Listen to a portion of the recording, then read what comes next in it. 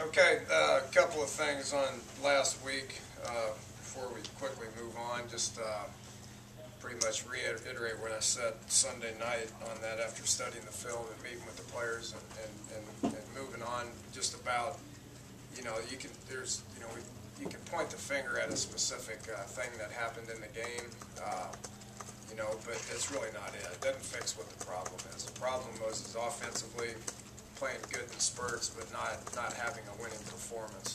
Not doing the specific things that it takes to dominate one side of the ball to the point to where it won the game. Same thing defensively. We came out in the second half and had some stops and played good, played with some energy, but then, that doesn't excuse, the 3 drives that happened in the first half, and then, the 8-minute drive that Louisville was able to, put up to close out the game. So, we're still learning how to play as a team. We're still learning how to dominate one side of the ball, which hadn't happened at this point. We'll keep working at that. Cincinnati, is a team that, that has found ways to win. They've been in a bunch of close games. The one thing that stands out about them more than anything is the amount of effort that they play with. When you play with that kind of effort, good things happen. When you play with that kind of effort defensively, turnovers happen. They got their quarterback, Claris, is a guy that's got a ton of experience and that does an awesome job of in a leadership role of not turning the ball over and willing his team to be able to get victories. So it's going to be a challenge, as it is every week. It doesn't really matter who we line up against in the Big East. It's going to be a challenge. Everybody's pretty much got equal talent. Everybody's pretty much got equal facilities, and everybody's kind of doing the same thing. So we got to find a way to motivate our guys a little better than we did last week. We got to have guys step up and do what it takes to get the victory. Take some questions. Talked about effort and intensity and that a few times, especially for Cincinnati this week. Does that trump talent? If you get a team that's out there trying harder, does the team that tries harder typically win? It gives you a chance. There's talented teams across the country that can go out there and play, average and still win. And there's only a few of them. There's not many. I mean, you're talking about, very, very few teams can line up that have just that much more talent. And regardless of what kind of effort they play with, can win the game. There's only a few of them. We're obviously not one of them, and we can, thank you, we can, in order to win, we got to play with effort all the time.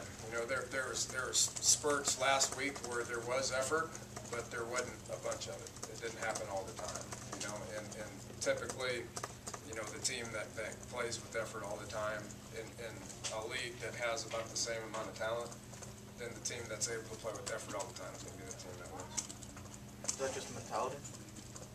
Yeah, and it's hard. It's obviously it's a mentality and it's hard. You got to find ways to get your guys to do it.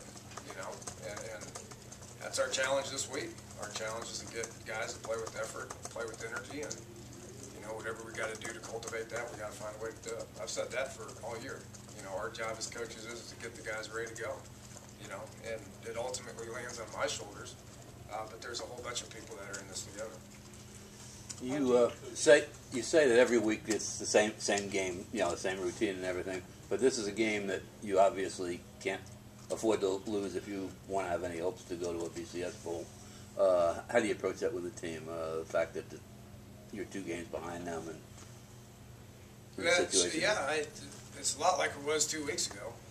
When we got beat up at Syracuse and we came back and we challenged them, we went to Rutgers and played good enough to win. It's a lot like that. It's our goal was to win the Big East, which we're hanging on to that hope. But we got to win this week in order for that to happen.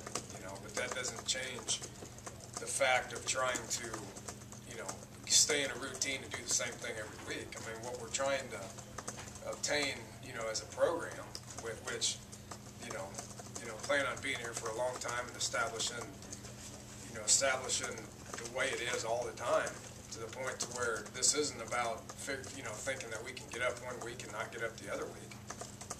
The league that we're going to is full of a whole bunch of talented teams that play hard. And you got to learn the team that figures that out, regardless of the way it's been in the past here, the team that figures out, whether it's the conference we're in now or the conference we're going to, the team that figures out that you got to play to the best of your ability each week, you're going to get beat. The team that's going to land on. Don't you think that's pretty basic? I mean, how do you get that through to the guys? Do you feel like they should know that they have to play their best every single week? No, I don't think that's the case right now. I think there's a lot of guys that just kind of show up and expect to win, based on winning 60 games in 6 years. And there's a whole bunch of people that think that way that haven't played it down around here. I think that's just part of success and getting guys to understand that regardless of the way it's been in the past, this is what reality is. And what we're facing right now is what reality is in college football. I mean, it happened, and I said this 2 weeks ago, it happens every week. The latest one is Northwestern going to Nebraska. Who would have put their money on Northwestern? Pat Fitzgerald's a heck of a football coach, but that's the reality of college football right now. And the teams that are able to withstand that are the ones that win championships. How much do you look at like individuals on the team? I mean, I know you guys obviously want to take responsibility as coaches, but what do you look for them in terms of building that chemistry and playing with each other? Yeah, just buying in. They got to buy into what's being said from a head coach standpoint to a coordinator standpoint to a position coach standpoint. But it's not my team. It's their team. We do our best to organize it in a way to where we put them out there and put them in the best position we possibly can to play. And then it's really about how they play, which we talk about all the time. We're all in this together.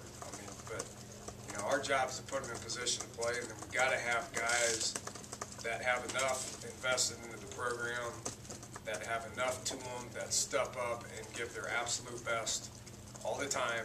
And what leaders do is they find and they pinpoint guys that aren't buying in, and they slap them around to the point to where they get them bought in. Who are your leaders? Who are those guys you look to step up and slap some guys around? Yeah, they know who they are. They know who they are.